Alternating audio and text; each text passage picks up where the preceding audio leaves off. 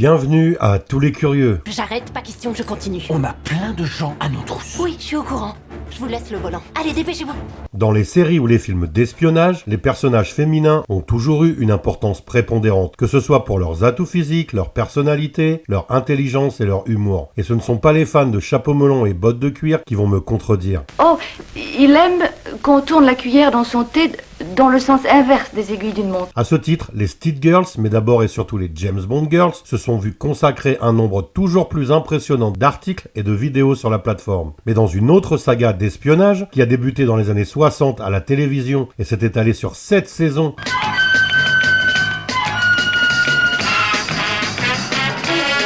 avant de connaître un revival télévisuel de 35 épisodes et d'enfin se voir adapté sur grand écran, comptant aujourd'hui 7 films et bientôt 8, la majorité des femmes représentées à l'écran et les actrices qui les incarnent méritent elles aussi une vidéo, tant leur importance est primordiale et même capitale dans les intrigues successives de cet univers. C'est pour ça qu'aujourd'hui je vous fais découvrir les Mission Impossible Girls.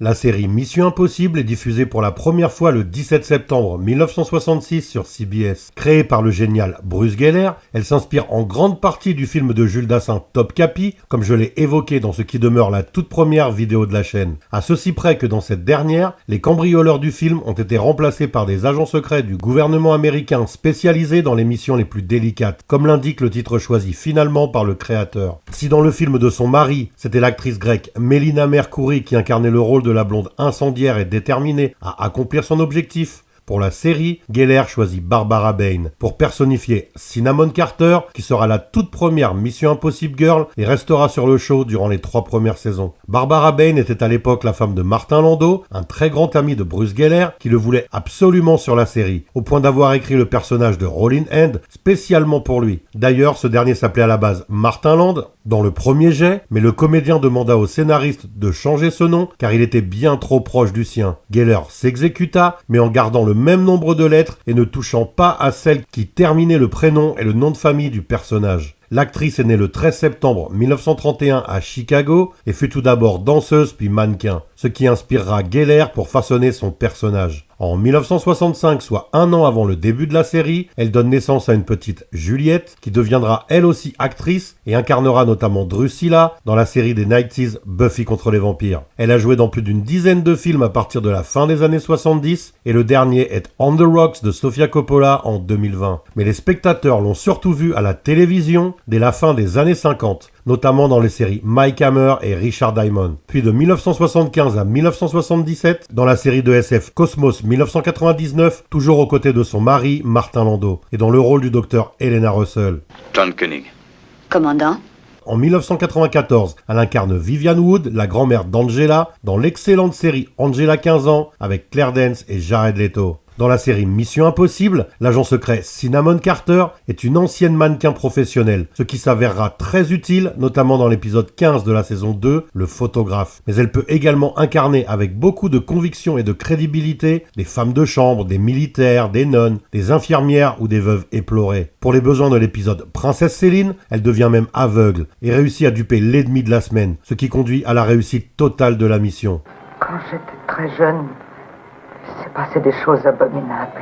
Pour sa prestation magistrale, elle recevra 3 Emmy Awards d'affilée durant les 3 saisons auxquelles elle a participé au show, une première. Par ailleurs, son personnage est si important qu'en l'absence de Dan Briggs, le chef d'équipe, c'est elle qui reçoit la mission dans l'épisode de la première saison Silence on tourne, comme je l'ai évoqué dans ma vidéo sur Dan Briggs. De plus, dans l'excellent épisode L'échange, elle est capturée et torturée et nous apprenons alors que son principal talon d'Achille est sa claustrophobie. Dans la série, d'autres personnages féminins viendront tout d'abord accompagner Cinnamon, puis tenter de la remplacer. Citons la trapéziste Crystal Walker, une vieille amie de Dan Briggs, dans le seul double épisode de la saison 1, Les Baladins de la Liberté. Cette dernière est interprétée par Marianne Mobley, une ancienne Miss Amérique qui a notamment incarné par la suite Maggie McKinney dans la dernière saison d'Arnold et Willy. Dans la même saison, il y a aussi la contorsionniste Tina Mara, incarnée par Irta Kitt dans l'épisode Le Traître. La comédienne a notamment remplacé Julie Newmar dans le rôle de Catwoman pour la 3e saison de la série Batman avec Adam West. Pour la saison 4, Cinnamon est durablement remplacée par la brune Tracy, incarnée quant à elle par Lee Meriwether, une autre Miss Amérique qui fut elle aussi Catwoman face à Adam West, mais dans le long métrage qui prolongea la série en 1966. Elle fut aussi la vedette féminine de la série Au cœur du temps la même année. En saison 5, une nouvelle actrice fait son apparition, plus jeune que ses prédécesseurs, Leslie Ann Warren, dans le rôle de Dana Lambert. Mais sa trop grande différence d'âge avec le reste du casting fit qu'elle eut beaucoup de mal à s'intégrer à ce dernier et ne restera qu'une saison. Tout d'abord Cendrillon dans une comédie musicale aux côtés de Ginger Rogers, puis égérie de Disney, elle souhaite se diversifier en participant à Mission Impossible, puis sera par la suite nommée à l'Oscar pour sa performance dans Victor Victoria de Black Edwards en 1982. L'année suivante, c'est Linda Day George qui devient la Mission Impossible Girl et elle le restera durant 2 saisons, incarnant Lisa Kazay, une agent notamment douée pour le chapardage. La comédienne a joué dans de nombreuses séries dont Le Frelon Vert, Le Fugitif, Les Envahisseurs et L'Île Fantastique.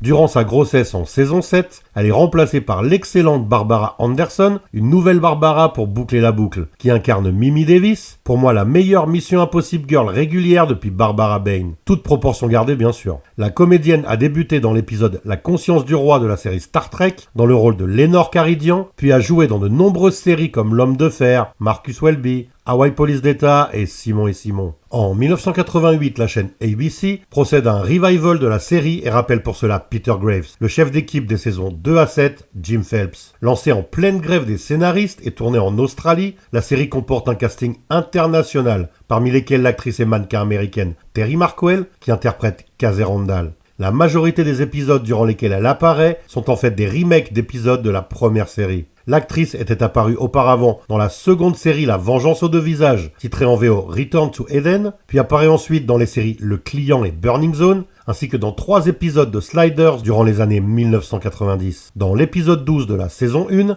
Les Affreux du pouvoir, Kazay disparaît au cours d'une mission alors qu'elle surveillait le couple de dictateurs en exil, Louis et Emilia Berezan, et tentait de collecter un maximum d'informations sur eux.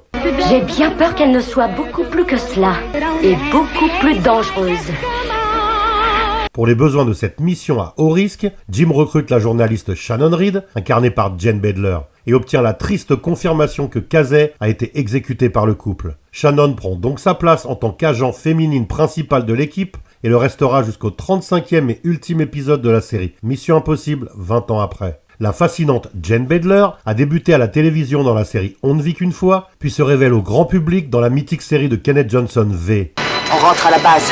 Où elle incarne la diabolique lézard extraterrestre et anthropophage Diana, chef du programme scientifique des visiteurs et responsable de la conversion mentale de nombreux personnages. Tout d'abord ennemie de Donovan, elle deviendra la némésis absolue du mercenaire Ham Tyler, incarné par Michael Ironside, comédien auquel j'ai déjà consacré une vidéo mais aussi un live récemment. Elle devient l'antagoniste principale de la série en 19 épisodes, lancée en 1984, et ses chamailleries soap-opéresques sur fond de lutte de pouvoir avec la blonde Lydia, incarnée par June Chadwick, sont encore dans toutes les mémoires. La comédienne a notamment été vue dans les séries Riptide, Falcon Crest, La Loi et la Loi, Police 2000, ainsi que dans le remake de V en 2009, toujours dans le rôle de Diana. Mais elle est cette fois-ci la mère d'Anna, le commandant suprême des visiteurs, incarné par Morena Baccarin. Dans la série Mission Impossible, le personnage de Shannon incarne avec force et conviction, tour à tour, une fleuriste.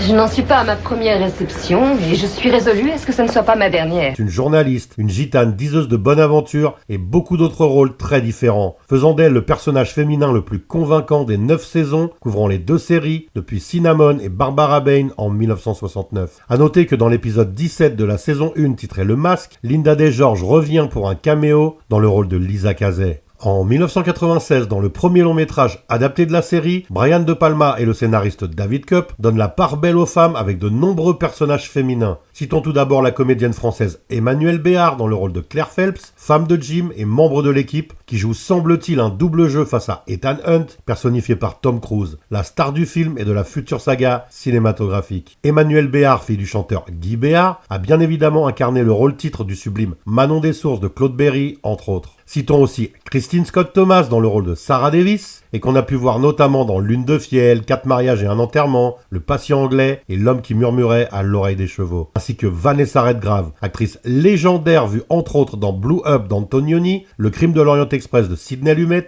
et qui remporta l'Oscar du meilleur second rôle féminin pour Julia en 1977. Mission Impossible 2 de John Woo est relativement avare en personnage féminin quant à lui, et se concentre sur Nya Nordhoff Hall, une voleuse qui est le love interest d'Ethan Hunt, mais aussi l'ex-petite amie de Sean Ambrose, le méchant du film incarné par Dougray Scott, un ancien agent de l'IMF passé du côté obscur, désirant provoquer l'apocalypse en libérant un virus mortel, la chimère. Nya est incarnée par Tandy Newton, une actrice britannique notamment vue dans la série Urgence de 2003 à 2005, mais aussi dans les films Entretien avec un vampire, Les Chroniques de Riddick, 2012 et Solo, A Star Wars Story. Dans Mission Impossible 3 en 2006, J.J. Abrams nous présente quant à lui 3 nouvelles Mission Impossible Girls, dont la plus présente est sans conteste Zenlei, incarnée par Maggie Q, excellente actrice à laquelle j'ai déjà consacré une vidéo. Au début du film, nous voyons également Lindsay Faris, interprétée par Kerry Russell, et qui mourra en pleine mission. C'est une habituée des productions de J.J. Abrams, car on a pu la voir dans la série Felicity, qui lui valut un Golden Globe en 1999, mais aussi dans le film Star Wars 9. Par ailleurs, sa performance dans la série The Americans lui a valu de nombreuses nominations, dont plusieurs aux Emmy Awards. La dernière Emmy Girl de la liste étant Julia Mead, une civile qu'Ethan Hunt souhaite épouser, mais que le grand méchant du film, Owen Davian, incarné par Philip Seymour Hoffman, va enlever pour se venger d'Ethan et faire pression sur lui. Elle est interprétée par Michelle Monaghan, qu'on a pu voir dans la série de David Ekele Boston Public en 2002 et 2003, ainsi que dans La mort dans la peau et Kiss Kiss Bang Bang de Shane Black. Pour le 4e film Protocole Fantôme, Brad Bird convoque aussi de nouvelles actrices comme Paula Patton dans le rôle de l'agent Jen Carter.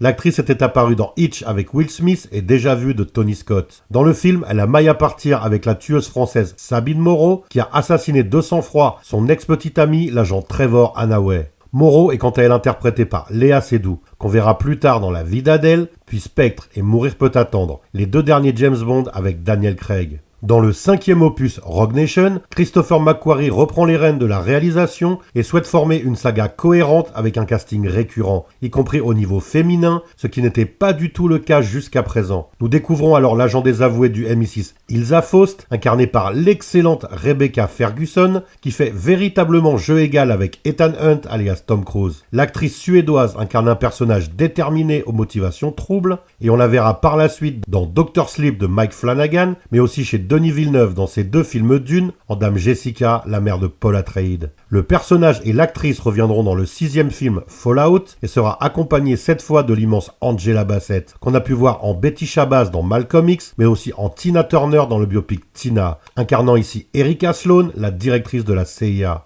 A noter que Michelle Monaghan revient ici après un caméo non crédité dans l'épisode précédent. Dans ce film, citons également Vanessa Kirby, qui incarne la veuve blanche, une trafiquante internationale qui est en fait la fille de Max, le personnage incarné par Vanessa Redgrave dans le premier film.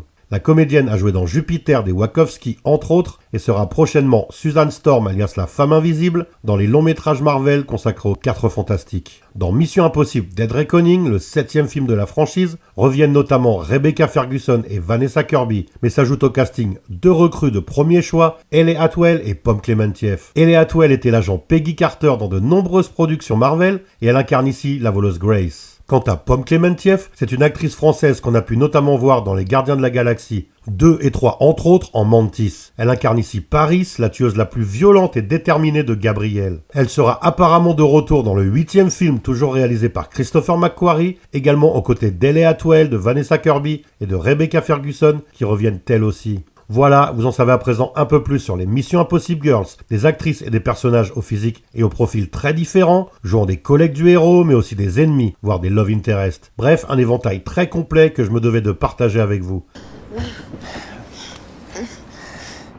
Ça va aller. N'hésitez pas à liker si vous avez aimé, à laisser des commentaires, à partager et à vous abonner pour soutenir la chaîne. À bientôt pour une nouvelle découverte, soyez curieux.